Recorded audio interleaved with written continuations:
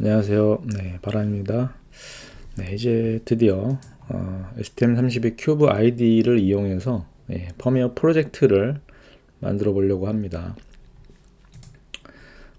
이 펌웨어 프로젝트를 만드는 방법은 여러 가지예요. 그래서 그 중에 일단 첫 번째는 그 STM32 큐브 MX, 저희가 뭐 여기서 설치하진 않았는데 이 큐브 MX는 자동 생성 툴이죠. 그래서 이 큐브 MX에서 설정만, 기본 칩에 대한 설정만 이제 하게 되면 이 .ioc라는 그 파일로 저장을 할 수가 있어요. 그러면은 이 설정 파일, 이 IOC 파일을 STM32 큐브 ID에서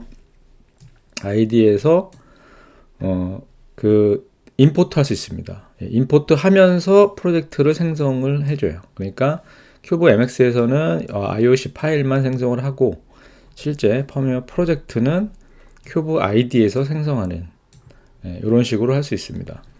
그러면 이제 뭐 이런 경우는 이제 뭐 회로 엔지니어가 핀 맵을 다 정의를 하고 IOC 파일을 생성한 다음에 이 파일을 펌웨어 그 엔지니어가 받아서 작업을 한다거나 뭐 이런 식으로 그 할 수 있습니다.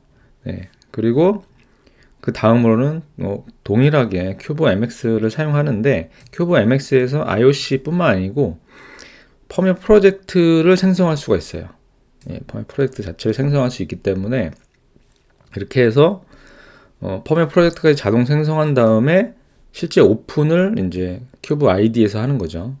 그리고 큐브 MX에서 프로젝트를 생성할 때는 IAR이나 KL 같은 이제 다른 컴파일러용 프로젝트 생성이 가능합니다. 그래서 만약에 IL이나 K를 쓸 때 이제 큐브 MX를 이용해서 프로젝트를 생성해서 넘길 수가 있다. 그리고 만약에 큐브 ID를 이제 개발 툴로 사용을 한다고 하면 이제는 큐브 ID에 큐브 MX가 포함이 되어 있잖아요. 그래서 큐브 ID를 이용해서 하는 게 낫지 않을까. 혹은 요 첫 번째 방법, 그러니까 IOC 파일만 만들고 이거를 펌웨어 프로젝트 생성은 큐브 ID에서 하는 이 방법이 좋지 않을까 개인적으로 생각을 해봅니다. 그리고 그 다음 방법으로는 큐브 ID에서 프로젝트를 직접 생성하는 거예요. 그러니까 큐브 MX 프로그램이 없더라도 큐브 IDE 단독으로 이제 프로젝트를 생성할 수 있습니다. 그리고 큐브 ID에는 큐브 MX가 포함이 되어 있죠. 그러다 보니까 IOC 생성도 다 가능합니다. 그리고 만약에 이제 큐브 ID를 사용한다면 이제 직접 프로젝트 생성하는 것을 추천드리고요. 일단 기본적으로 맨 처음에 이제 프로젝트를 만들게 되면 이제 큐브 MX죠. MX를 이용해서 설정을 하게 됩니다. 그래서 뭐 가장 필수로 하는 것들, 일단 디버그 포트를 설정하고 RCC 클럭 설정을 하고요. 그 다음에 이 다음에는 이제 LED를 제어할 텐데 LED용 제어를 하기 위한 이제 GPIO 설정을 합니다. 핀 설정을.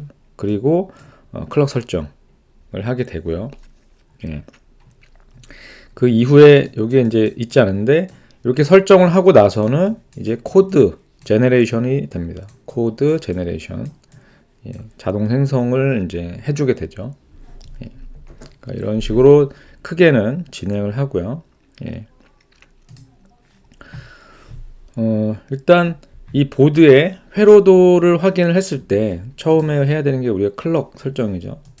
그럼 외부에 얼마의 클럭이 그 오실레이터 혹은 뭐 크리스탈이 연결되어 있는지 확인해야 되는데 이 회로에는 그 외부 오실레이터나 크리스탈이 연결이 안 되어 있습니다. 그래서 내장 HIC 클럭으로만 사용을 할 수가 있어요.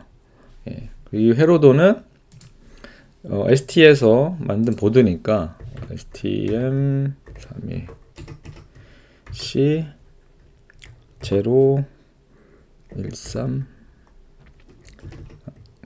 C0316인가요? 316DK. 요 문서에 가서 링크에 가서 요 CAD 리소스에 가면 회로도를 다운받을 수 있습니다. 이렇게. 예, 그러면 회로도를 볼 수가 있죠. 이렇게.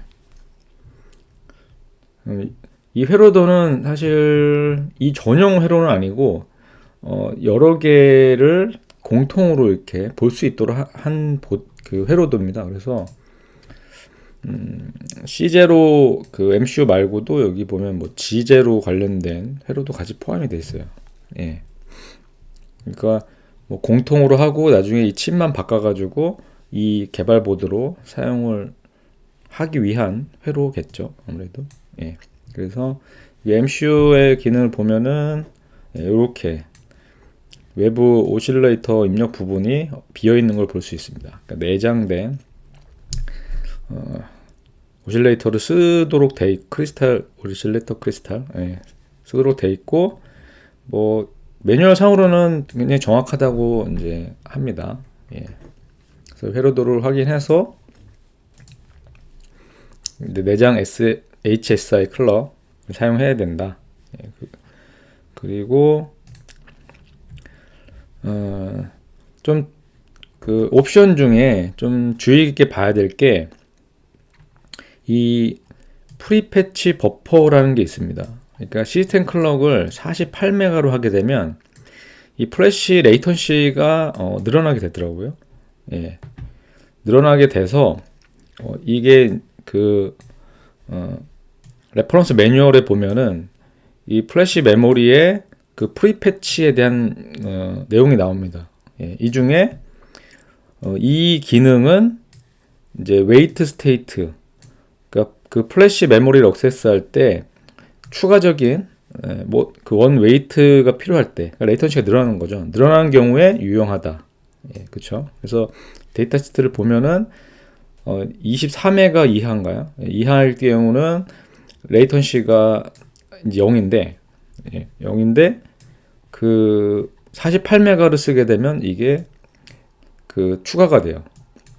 웨이턴시가 늘어납니다. 그래서 프리패치 버퍼를 이네이블 하는 거를 세팅을 해줄 필요가 있다. 그리고 이제 GPIO 세팅을 해야 되죠. 그럼 GPIO 세팅을 하기 위해서는 우리가 사용하고자 하는 그 이제 GPIO가 LED가 연결이 돼 있죠. 그렇죠? 그래서 회로도를 확인해 보면 PA5, GPIO PA5에 연결이 돼 있고 이거를 이제 볼 때 LED 켜는 걸 볼 때 이게 신호가 로우일 때 켜지는지 하이일 때 켜지는지 그러니까 액티브 로우인지 액티브 하이인지를 확인합니다. 지금은 이제 프로브로 돼 있으니까 로우일 때 켜지는 거죠. 로우일 때 켜지고 하이일 때 꺼지는 겁니다. 그러면 설정을 할 때 이제 초기 값을 알아야 되죠. 처음에 보드가 켜질 때 펌웨어 세팅을 할 때 처음에 이걸 꺼진 상태로 사용할 것이냐 아니면 켜진 상태로 사용할 것이냐. 뭐 일반적으로는 꺼진 상태로 사용하죠. 그러면 초기 값이 하이여야 되죠. 예, 그런 식으로 설정을 하고요. 그리고 GPIO에 이제 뭐 속도를 설정하는 게 있는데요. 예, GPIO 속도는 뭐 적당히 해야 됩니다. 적당히 해야 되는데 너무 빨라도 안 좋고 너무 느려도 안 좋고 그러니까 이 속도가 빨라지게 되면 고속일수록 노이즈 성분이 커질 수가 있습니다. 뭐냐면 고속 GPI 속도를 뭐 빠르게 설정을 하면 빠르게 신호가 이렇게 로우 하이로 변한다는 얘기거든요. 그러게 되면은 이렇게 오버슛이나 뭐 언더슛 이런 식으로 이런 것들이 커지게 됩니다. 이게 커지게 되면 특히 이게 동시에 다른 핀들이 여러 개가 발생을 하면 뭐 EMI나 노이즈 다른 신호에 영향을 줄 가능성이 높겠죠. 근데 이거를 또 너무 그렇다고 느리게 하면 신호가 천천히 바뀌니까 고속 신호인 뭐 SPI나 뭐 이런 것들을 쓰는데 신호에 왜곡이 생기면서 통신이 안 될 수도 있습니다. 그래서 이 데이터는 데이터 시트에 그 수치적으로는 나와 있어요. 데이터 시트를 보면 이게 제가 데이터 시트를 연 건데 여기에 인풋 아웃풋 AC 특성이 나옵니다. 그래서 여기서 이 스피드 설정에 따라서 요건 이제 느린 거죠. 그러면 맥스 프리퀀시가 뭐 전압에 따라 다른데 뭐 2메가 그리고 여기 보면은 라이징 폴링 타임이 있죠. 라이징 폴링 타임이 이 정도 걸린다 라는 겁니다. 레드방 최고속일 때는 뭐 60메가인데 실제로는 이제 48메가로 제한이 된다는 거고요.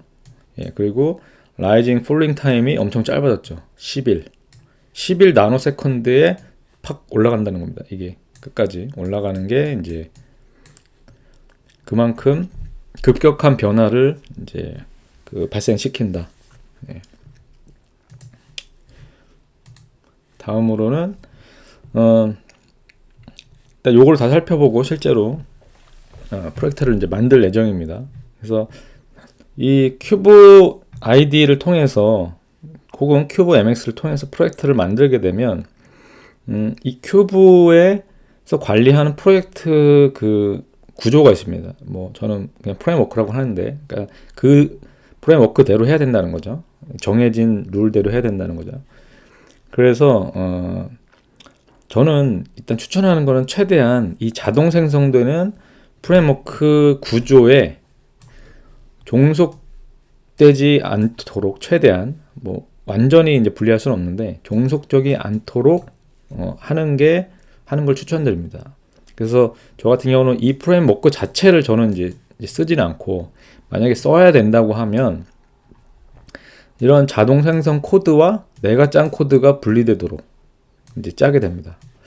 그러니까 이 프레임워크에서 제공되는 기본 그 기능 중에 하나는 뭐냐면, 자동 생성되는 코드 안에 유저가 그 유저 코드를 추가할 수 있도록 중간에 이제 주성문으로 표시가 되어 있어요. 뭐 begin, end 이렇게 되어 있습니다. 그래서 이 자동 생성된 코드에도 내가 그 나만의 코드를 넣을 수가 있어요. 그렇죠? 근데 문제는 잘못 넣거나, 그러니까 위치를 잘못 넣어서 그 범위를 벗어나게 되면 다시 생성했을 때 그 코드가 사라집니다. 그렇죠? 그리고 혹시라도 작성된 게 이 버전들이 프레임워크도 계속 수정이 되겠죠. 뭐 수정이 많이 되진 않겠지만, 그러니까 툴의 버전 변화에 따라서 이 생성 코드 방식이나 혹은 위치가 바뀌면서 내가 기존에 짰던 코드들이 사라지거나 문제가 될 가능성이 있을 수 있다. 뭐 반드시 발생하는 건 아니지만, 그래서 그런 염려를 때문에 저는 이렇게 분리를 해서 내가 짠 코드들을 따로 어떤 이 자동 생성되는 코드에 영향을 받지 않도록 만드는 게 좋겠다. 예. 그렇게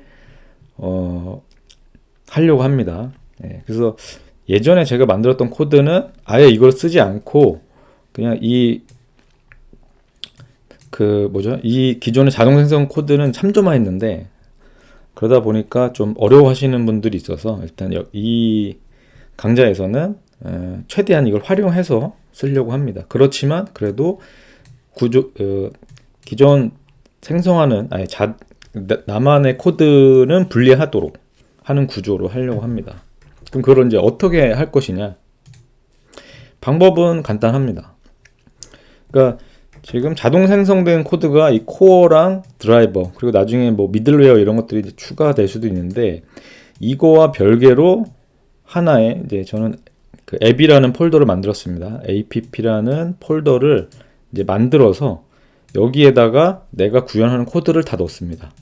예, 그러니까 기존 코어 안에 있는, 거기에 중간에 있는 그 유저 코드 삽입할 수 있는 곳에다가 코드를 넣는 게 아니고 모든 코드를 다 앱에다가 추가하는 겁니다. 별도의 폴더에다. 그러면 자동 생성 코드와는 분리가 되죠. 이렇게 분리가 되기 때문에 자연스럽게 그 영향을 덜 받을 수가 있죠. 예, 그리고 일부 이 코어에서 실제 메인 그 함수가 있기 때문에 여기에서 이 app에 있는 그 함수를 호출해주는 코드는 이렇게 추가를 해줘요. 여기 보시면 유저 코드 begin, end 이렇게 돼 있죠. 그러니까 사실 저는 이런 것들이 있는 게 사실 좀 마음에 들진 않아요. 이게 가독성도 떨어뜨리고 이거를 막 하다 보면, 예, 그래서 네, 마음에 들지 않습니다. 그래서 최대한 여기다 놓고 이렇게 호출해 주도록, 예, 그래서 여기에다가 이제 짜면 되는 거죠. 예.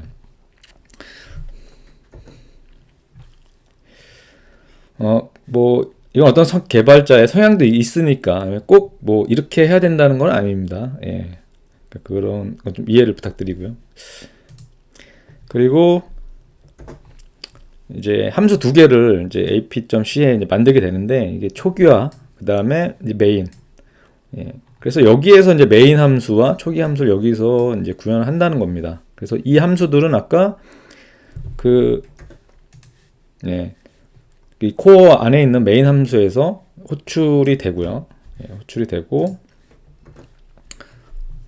이렇게 되면 나는 여기에서만 집중하면 됩니다. 여기가 메인 이제 그 펌웨어 시작 위치라고 생각하시면 되죠. 예. 그리고 펌웨어를 작성할 때 어느 정도 그 펌웨어의 구조를 생각을 해야 되는데, 뭐 여러 가지 복잡한 것보다 그냥 가장 간단한 기본적으로 생각할 수 있는 구조로 작성을 합니다. 그래서 기본 생성된 코드를 맨 아래 깔고, 개념상으로 아래 깔고, 공통 코드와 그리고 하드웨어를 제어하는 이제 API들, 그리고 그것들을 사용하는 상위 어플리케이션. 그러니까 기본적으로 이 세 개. 그러니까 제가 볼 때 이 세 개는 뭘 하든지 간에 세 개, 최소한 요 세 단계로 만들어질 수밖에 없더라고요. 예, 그러니까 하드웨어 모듈화해서 막 이렇게 만들다 보면 어찌됐든 이 하드웨어끼리도 공통으로 뭔가 참조해야 될 데이터들이 생깁니다. 뭐 에라 코드가 됐든 뭐 정의값이 됐든. 그래서 무조건 공통 코드가 필요해요. 예, 공통 모듈이. 그리고 이런 API들을 활용해서 실제로 뭔가 어플리케이션을 만들기 위한, 예, 그런 것들이 필요합니다. 그래서 요게 이제 최소한 요 구조로 요 개념으로 시작을 하면 될 것 같다. 그리고 기존에 생성된 코드는 밑에 깔고, 예, 까는 식으로.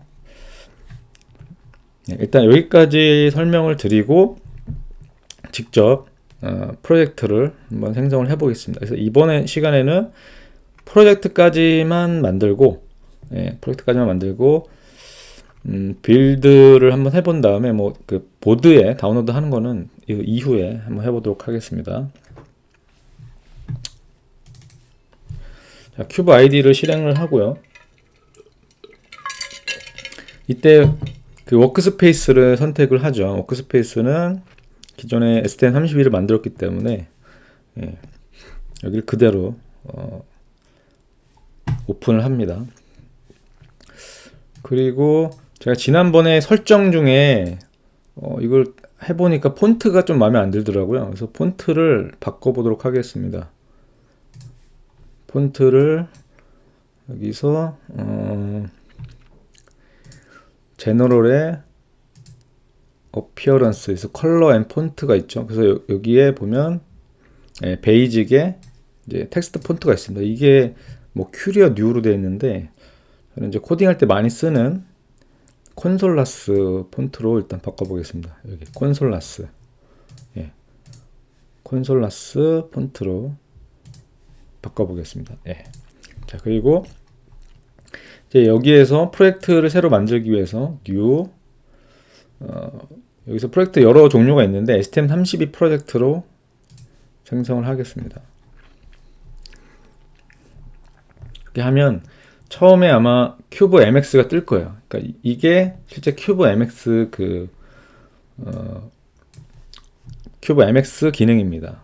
여기서 내가 사용하고자 하는 MC로 선택을 해요. 뭐 시리즈, STM32C0, 그리고 뭐 라인업 이런 식으로 선택을 할 수 있고요. 그 중에 오른쪽에 이제 내가 원하는 모델명을 찾아서 031C6T 요거죠.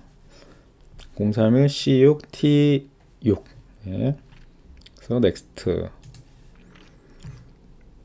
이렇게 하면은 프로젝트 이름을 입력하게 돼 있고 옵션들이 있습니다. 그래서 기본 옵션들은 그대로 하고요. 여기에 타겟 프로젝트 타입을 큐브로 하면은 아까 그 프레임워크, 여기서 그 관리되는 프레임워크로 이제 관리한다는 거고요. 그래서 저는 이 디폴트 로케이션을, 디폴트가 여기 이 뭐죠? 워크스페이스 폴더로 되어 있었어요. 여기 워크스페이스 폴더 안에 만들지는 만들지 않는 거를 추천드린다고 했죠. 그래서 이거는 제가 STM32 C0라는 별도의 폴더를 만들고, 프로젝트 명은 STM32 C031 LED 이렇게 할까요? C031 LED, 그냥 C0로 할까요? C0 LED 프로젝트니까 LED 하고, 요 뒤에다가 이 폴더 밑에 이렇게 추가적으로 해서 요 동일한 프로젝트 이름과 동일한 그 폴더, 최상위 폴더가 프로젝트 이름과 동일하게 되도록 하겠습니다. 넥스트 하고, 여기서 이 패키지, 그러니까 MCU 패키지의 버전을 선택할 수 있어요. 여러 개 있는 경우에. 지금 뭐 패치가 돼서 1.0.1, 그러니까 만약 여러 개 있는 경우에, 혹은 기존에 작성했던 뭐 프로젝트와 호환을 시키기 위해서는 이 할 라이브러리의 버전을 선택할 수 있습니다. 여기까지 하고 피니쉬를 합니다.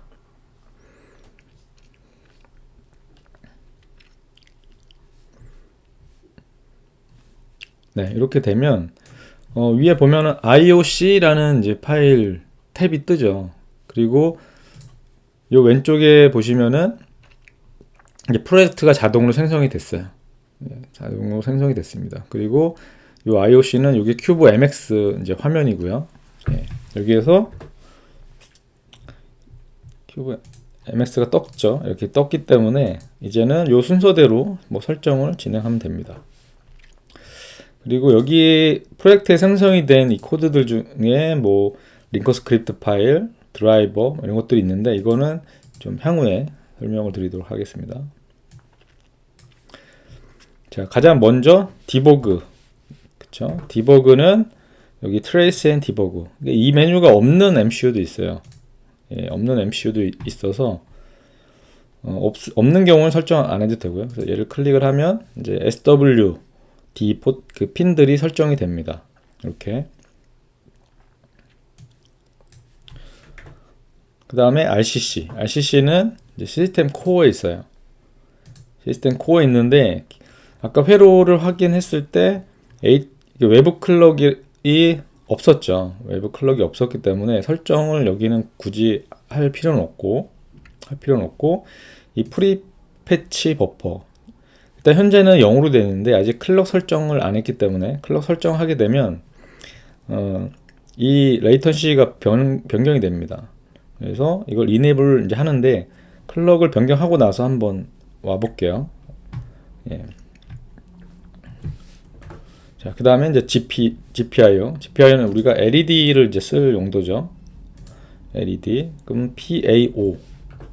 그래서 GPIO는 이 우측에 보이는 이 화면, 여기서 PA5번을 클릭을 합니다. 클릭을 하고 여기 GPIO 아웃풋 설정하게 되어 있죠. 클릭을 눌러요. 그러면 이렇게 바로 핀이 찍히면서 GPIO 아웃풋으로 설정이 됩니다. 그러면서 좌측에 이 GPIO 탭에 PA5가 추가가 돼요. 얘를 클릭을 하면 상세 설정을 이렇게 할 수가 있습니다. 자, GPIO 아웃풋 레벨은 초기 값이에요. 초기 값은 우리가 LED를 끈다고 했을 때 얘는 로우가 아니고 하이로 해야 되겠죠. 하이로 하고, GPI 모드는 뭐 푸시풀, 이거는 이 푸시풀과 뭐 오픈 컬렉터, 오픈 드레인 뭐 이런 이제 그런 출력 구조는 내가 회로적인 거를 이제 알아야겠죠. 그래서 여기 보시면 여기에 이렇게 아웃풋이 CMOS로 이렇게 P 채널, N 채널 이렇게 있죠. 그러니까 이런 식으로 출력 내보내는 거를 이제 뭐 푸시풀이라고 합니다. 오픈 드레인은 위에 부분이 없는 거죠. 위에 부분이 없는 거고. 그래서 이런 상세한 것들은 이제 찾아서 좀 더 디테일한 것들은 이제 좀 알아볼 필요가 있어요. 그래서 여기에 나오는 이런 용어들이 모르는 게 만약에 많이 있잖아요. 뭐 푸시풀이 모르겠다. 그러면 푸시풀을 검색하면 사실 엄청나게 많이 나옵니다. 예, 그리고 풀업과 풀다운 뭐 이런 것도 당연히 이제 나오고요. 예, 이미 알고 있다고 하면 용도에 맞게 설정을 하면 되고요. 예. 그리고 아까 맥시멈 아웃풋 스피드, 이건 LED니까 뭐 그렇게 고속이 필요한 건 아니죠. 그래서 로우, 뭐 아주 고속이 아니면 로우로 하면 됩니다. 그리고 유저 레벨 같은 경우는 이제 펌웨어를 작성을 할 때 이 핀을 PA5를 내가 직접 지정하는 게 아니고 PA5를 디파인 해가지고 디파인된 이름으로 이제 쓸 수 있잖아요. 그거를 이 큐브 MX에서 지원을 하는 겁니다. 예, 그래서 여기서 만약에 뭐 LED1, LED가 여러 개 있을 수 있으니까 그럼 LED1이라는 유저 레벨로 이렇게 입력을 하면 나중에 코드가 생성이 됐을 때 이 디파인을 사용할 수 있어요. 그러면 뭐가 장점이 있냐? PA5를 직접 쓴 거랑 만약에 보드가 바뀌면서 혹은 회로가 좀 바뀌면서 LED가 PA5번 핀이 아니고 뭐 다른 핀으로 바뀌었어요. 그런 경우에 내가 펌웨어를 이 유저 레벨로 작성을 했다고 하면은 펌웨어의 그 상위 단계는 수정을 안 해도 되죠. 예. 여기에서 이 뭐죠?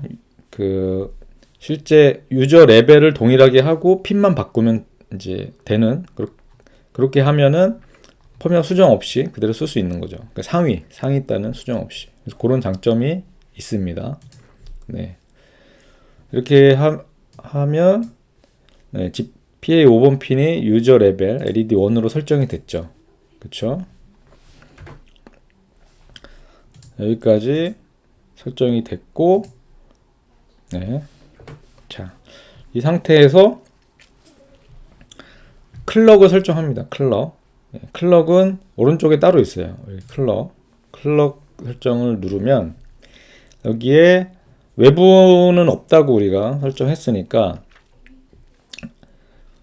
내부에 여기 HSI 48메가 이거를 이제 받아서 시스템 클럭으로 쓰게 되는데 여기에 보면은 시스템 클럭이 현재 12메가로 되어 있죠. 그러니까 이거를 우리는 최대 클럭 48메가로 하는데 그래서 엔터를 치면 자동으로 계산을 해줍니다. 계산을 해줘서 쭉 뒤로 가서 뒤에 사용되는 클럭들이 세팅이 되죠. 다 48메가로 세팅이 되네요. 네. 그래서 이런 뒤에 세팅되는 클럭은 향후에 이거에 연결된 이제 주변 장치들의 기준 클럭이 되기 때문에 메인 클럭을 바꿨을 때 같이 바뀌죠.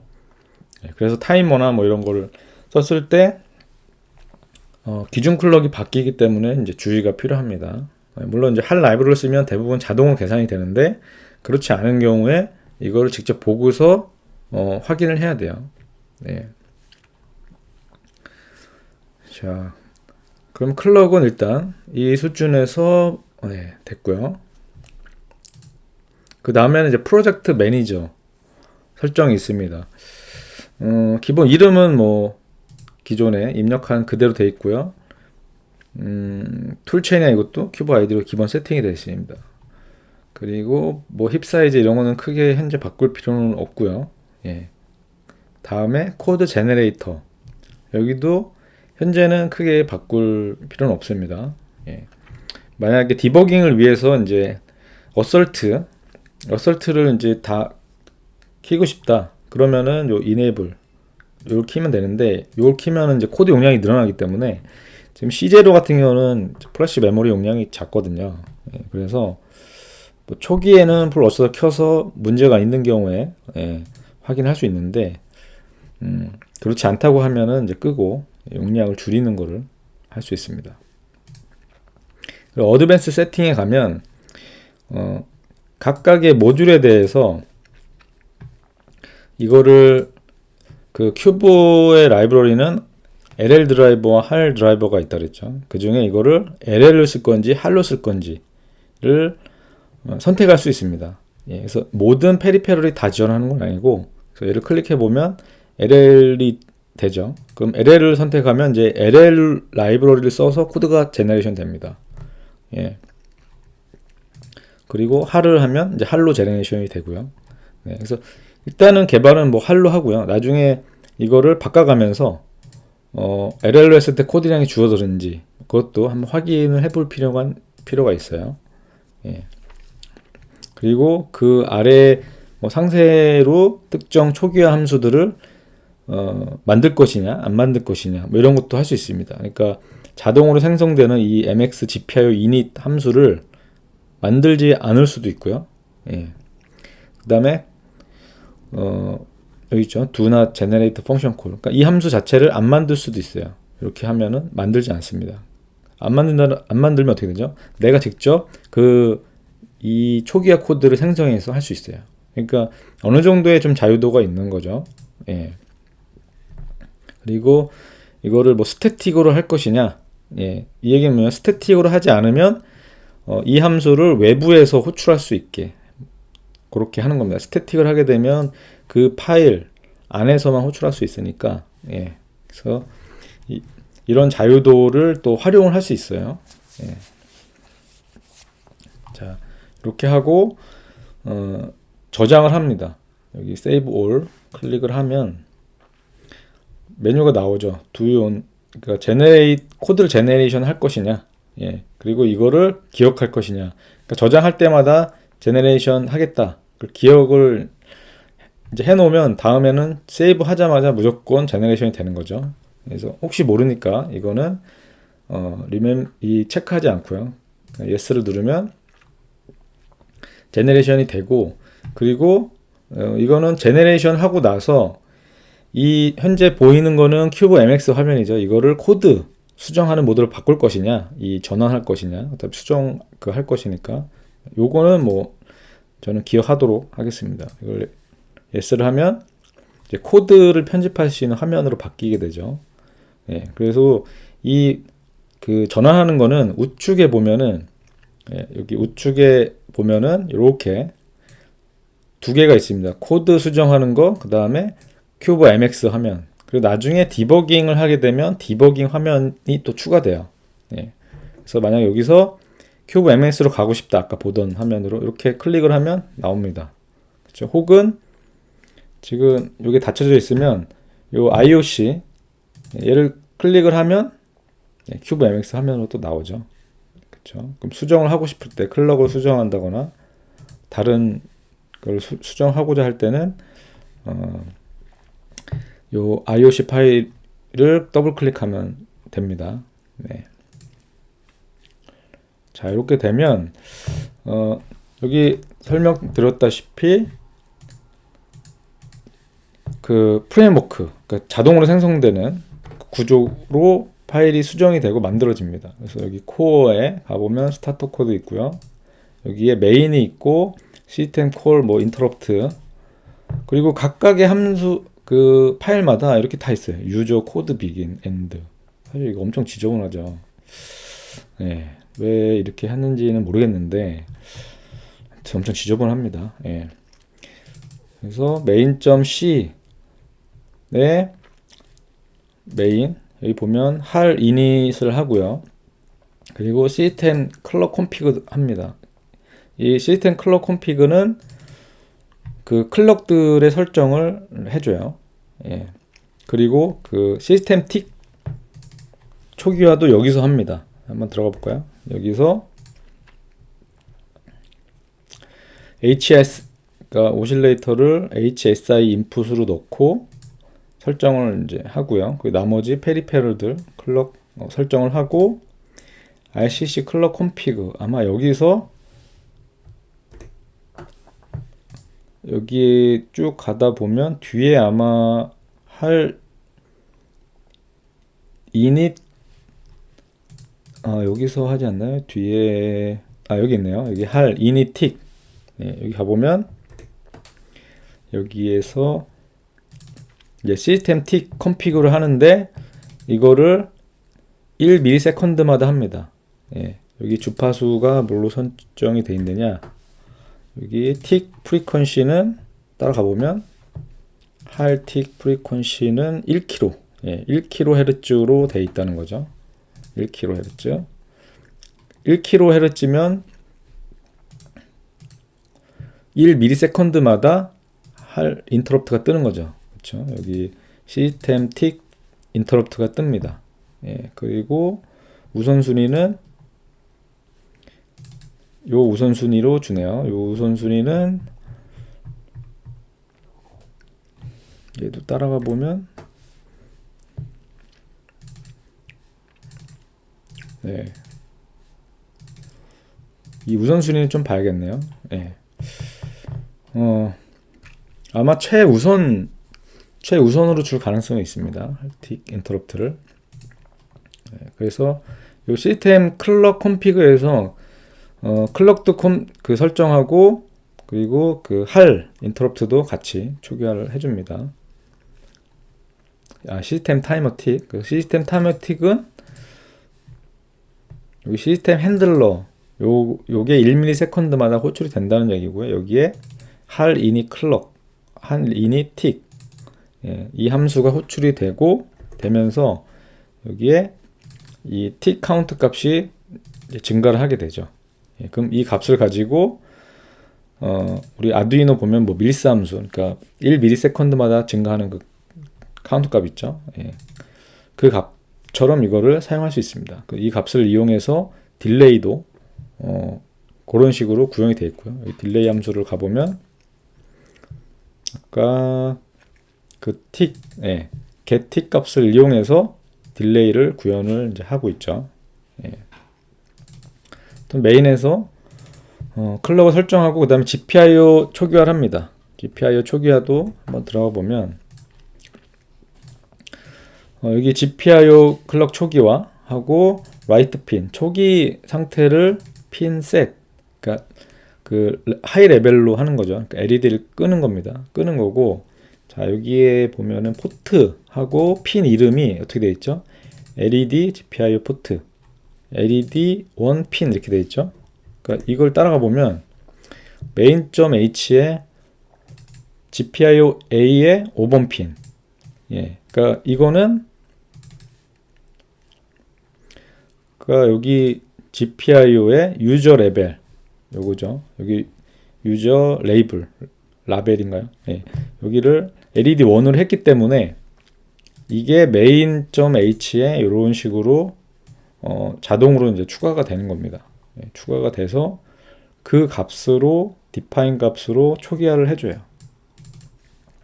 그 값으로 초기화를 해줍니다. 그래서 나중에 핀이 바뀌더라도 요 define을 쓰면은 이제 상위 레벨에서는 안 바꿔도 되죠. 그렇죠? 그리고 GPIO 이제 init 초기화를 하는데 해당 핀에 이건 아웃풋 이제 푸시풀입니다. 이것도 궁금하면 이제 F3 키를 눌러서 이렇게 들어가 보면 됩니다. 그러면 아웃풋을 푸시풀 모드로 바꾼다. 그렇죠? 예, 오픈 드레인으로 바꾼다. 이런 식으로 이 헤더에 있는 정보를 보고서 알 수가 있어요. 그리고 이제 풀업은 키지 않고 속도는 느린 로우 스피드 초기화를 한다. 자 여기까지 하고 아까 메인, 네, 여기서 그 다음에 이제 while 루프가 돌죠. 이렇게 while 루프가 돌죠. 자 여기에서 GPIO init을 들어갔을 때 이런 그 할 관련된 API들이 있죠. 그럼 이건 어떻게 쓰는 거지? 굉장히 많잖아요. 설정 값을 뭘 해야 되지? 뭘 해야 되고. 그러니까 이런 것들은 이그젬플을 봐도 되고요. 혹은 이 할 라이브러리에 대한 매뉴얼이 있습니다. 매뉴얼은 어떤 식으로 이제 찾으면 되냐면 ST 홈페이지에서 STM32 큐브 C0라고 치면 뭐 C0 뿐만 아니고 뭐 F 시리즈, H 시리즈 다 찾을 수 있습니다. 그러면 별도의 이렇게 큐브 MCU 패키지 그 항목이 나오죠. 예, 여기서 다큐멘테이션 여기 유저 매뉴얼이 있습니다. 그래서 여기 보면 할 로우 레이어 드라이버에 대한 설명이 있죠. 유저 매뉴얼이. 예. 그리고 여기 뭐 get started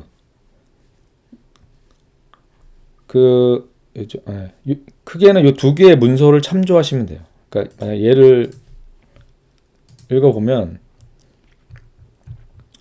여기 굉장히 많은데 각각의 이 드라이버 코드들 있죠. 그거에 대한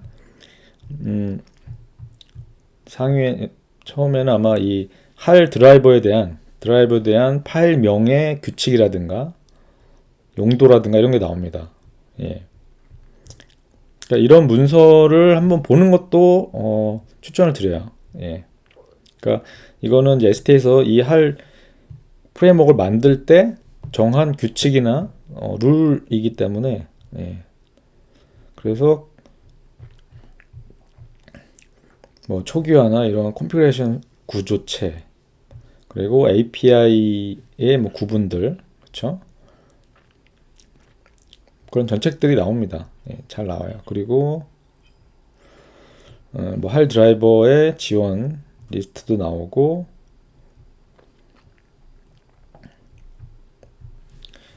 여기에 아마 항목이 나올 텐데 네, 쭉 내리다 보면 이런 식으로 뭐 이건 RTC 부분이죠. 여기에 이 컨피그레이션에 대한 상세한 이 속성의 설명들이 나와요. 예, 근데 사실 이거를 하나씩 다 읽어보면서 뭐 코드를 작성하기는 쉽지 않아요. 그래서 기본적으로 이제 예제하고 그 다음에 궁금한 부분이 있을 때 이런 문서들을 이제 참조를 할 수 있다. 그렇죠? 그리고 요 getting started 이 문서는 한번 볼 필요는 있을 것 같아요. 예, 이 문서는 여기에 안에 이제 이 패키지 구성이나 이런 것들을 조금 더 이제 좀 쉽게 설명한 것 같아요. 약간 오버뷰 형식으로 쭉 보시면은 예. 파일의 이제 구성이나 이런 것들이 쭉 나오죠. 예. 그럼 여기 보면은 실제 자동 생성된 코드지만 이제 할 라이브러리 스타트하기 위해서는 어떻게 해야 된다. 여기 보시면 어플리케이션에서는 반드시 할 이닛을 호출해야 된다. 이 라이브러리 쓰기 위해서. 예. 그리고 뭐 이런 것들, 뭐 시스템 인터럽트 이런 것들은 할 컴피그에서 설정을 해야 되고 프라이어티 뭐 해야 되고 예. 사실 이런 문서를 안 보는 경우가 되게 많거든요. 근데 이런 걸 보다 보면 사실 볼 수 있는 정보들이 되게 많아요. 예. 자, 설명은 일단 이쯤 하고 자, 그럼 이 상태에서 이제 우리가 사용하기 위한 유저 펌웨어 폴더를 추가를 한다 그랬죠. 예, 그 폴더 추가를 하기 위해서 여기에 new 폴더 app로 해서 추가를 합니다.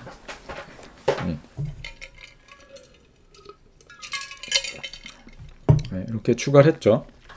추가를 하고 지금 보시면 app에는 이 폴더 그림에 뭐 C라는 게 없어요. C라는 게 나머지 코어랑 드라이버 있는데, 그러니까 이거는 이 프로젝트 관리할 때 이 폴더를 소스 폴더로 이제 사용하겠다라고 설정이 돼 있는데 새로 만든 폴더는 지정이 안 돼 있습니다. 그렇기 때문에 설정을 추가해야 돼요.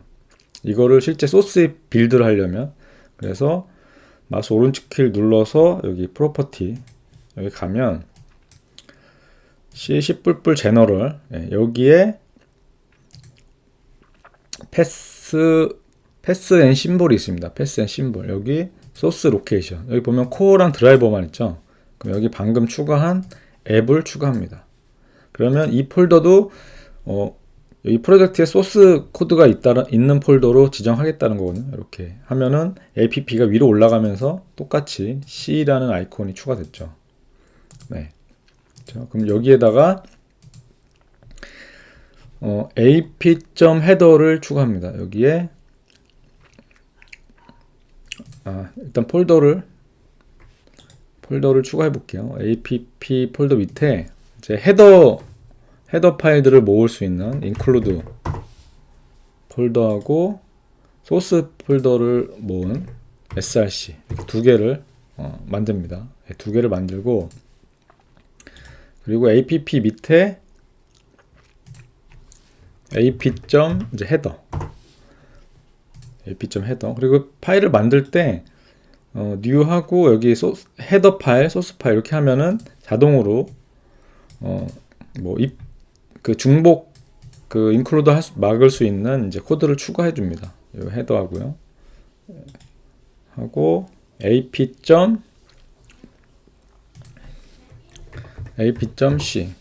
이렇게 두 개의 파일을 일단 만듭니다. 두 개의 파일을 만들고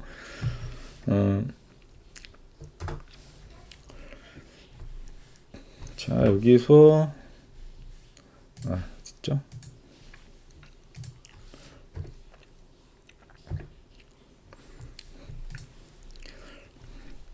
자, 이 공동 코드, 이거는 나중에 LED 할 때 하도록 하겠습니다. 그러면은 여기서 필요한 거는 ap.헤더에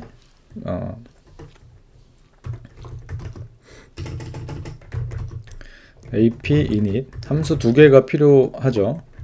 ap main과, 그쵸? 그 두 개가 필요합니다. 두 개가 필요하고, 요거는 ap.c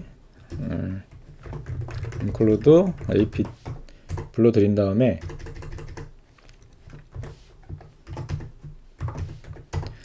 ap 그 다음에 메인 함수는 이제 while loop가 있어야겠죠. 그래서 app 폴더가 이제 우리가 작성하는 그 펌웨어를 여기에다가 이제 그 추가할 겁니다. 그리고 include 폴더에는 헤더 파일이 있고, 소스 폴더에는 하드웨어 공통 코드와 하드웨어 API 함수들이 여기 들어올 거고요. 그러면 자, 이제 이 그 HTML3 큐브 여기에 프레임워크 코드에서 그 내가 짠 코드가 실행될 수 있도록 호출을 해줘야겠죠. 이렇게 하려면 코어의 src 메인에 일단 include를 추가해야겠죠. include는 ap.h, 그러니까 ap.h에 여기 있으니까요. 그리고 여기에서 이렇게 하고 만약 빌드를 하게 되면 에러가 뜹니다. 왜냐하면 여기를 include 패스에 추가가 안 돼 있기 때문에. 지금 include 패스에 뭐가 있는지 보려면 프로젝트 설정에 가서 C 여기에 include 패스 가보면 이렇게 관련된, 그러니까 자동으로 생성된 코드에 include 패스만 추가가 되어 있죠. 코어와 드라이버 관련된. 그래서 쉽게 추가할 수 있는데요.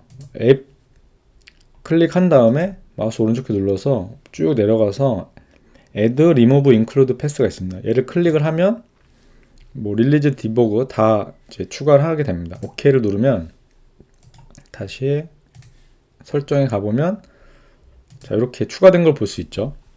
워크스페이스에 프로젝트 네임 밑에 app.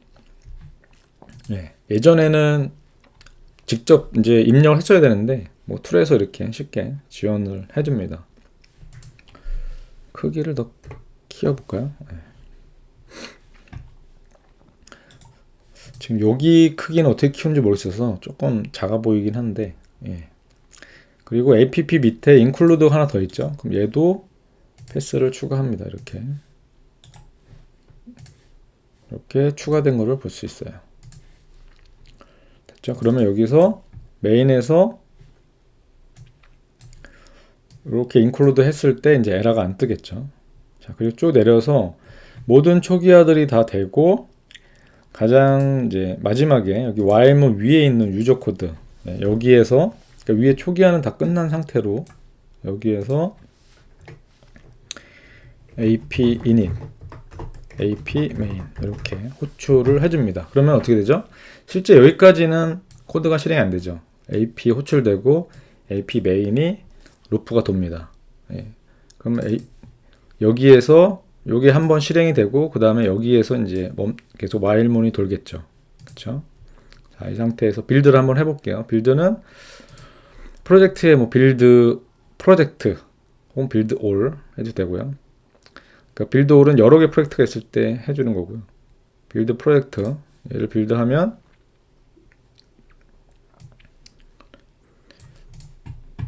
쭉 빌드 메시지가 뜨고, 그리고 마지막에 이제 오브젝트 덤프를 해서 코드 사이즈랑 뭐 데이터, BSS 이 섹션들이나 섹션들, 제가 전 시간에 설명드렸던 그 중요하다고 하는 섹션들, 예. 그래서 ELF 파일이 생성이 됐죠. 예. 그래서 에러 없이 일단 빌드가 됐습니다. 그리고 여기가 이제 빌드 콘솔이고, 오른쪽에 보시면 또 추가적인 정보를 볼 수 있어요. 그래서 빌드 아날라이저라고 해서 메모리 영역 정의가 있습니다. 예. 지난 시간에 메모리 정의를 한다 그랬죠. 링커 스크립트에서. 그래서 램과 플래시, 실제 사이즈, 시작 주소, 그리고 사용된 사용량, 퍼센티지 나오죠. 그리고 메모리 디테일에 가보면 추가적으로 이 메모리 영역에 각 섹션들이 할당이 된다 그랬죠. 그래서 할당된 섹션들이 주소가 어떻게 되고 사이즈가 어떻게 되는지, 그거를 알 수 있습니다. 램에도 BSS 이렇게 알 수가 있습니다. 그리고 보시면 여기 VMA, LMA 있죠. 이거는 VMA는 버추얼 메모리 어드레스, L은 아마 로드 메모리 어드레스일 겁니다. 그러니까 여기 보면은 다 주소가 같죠. 이렇게 주소가 같습니다. 주소가 같은데 얘만 달라요. 데이터. 그러니까 로드 어드레스와 여기 런 어드레스가 적혀있는데 런 어드레스가 다르죠. 그러면 얘는 플래시에 여기 저장돼 있다가 실제 펌에서 참조하는 거는 여기서 참조하는 겁니다. 그래서 전 시간에 했듯이 이거는 스타터 코드에서 이렇게 복사를 해주는 거예요. 그래서 나중에 이것도 한번 검색을 해보시면 LMA, VMA 이것도 도움이 좀 되실 겁니다. 그리고 스태틱 스택 아날라이저. 이거는 이제 스태틱 스택 아날라이저이기 때문에 그러니까 여기 보면 로컬 코스트라고 있죠. 그러니까 이 함수를 최대한으로 깊게 함수가 호출이 됐을 때 최대한 먹을 수 있는 스택 크기입니다. 스택 크기예요. 그래서 실제 호출이 이렇게 안 되면 이렇게 안 될 수도 있는 거죠. 그래서 이걸로 어느 정도 내 스택 크기가 적절한지 문제가 있을지 이런 거를 좀 가늠할 수 있습니다.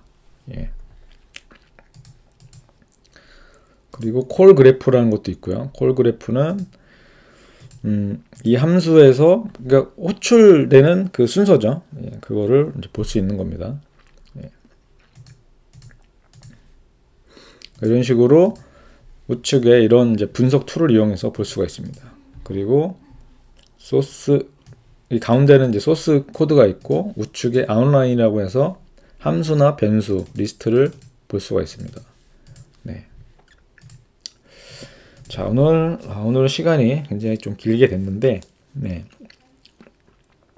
이런 식으로 프로젝트를 생성을 하고, 그 우리가 작성하는 펌웨어를 기존의 이 큐브 MX에서 생성하는 프레임워크와 분리할 수 있는 가장 간단한 이제 방법을 이용해서 분리를 해서 앞으로 이 앱 폴더 밑에 코드를 구현하는 것을 진행하도록 하겠습니다. 그래서 오늘은 여기까지 하겠습니다. 감사합니다.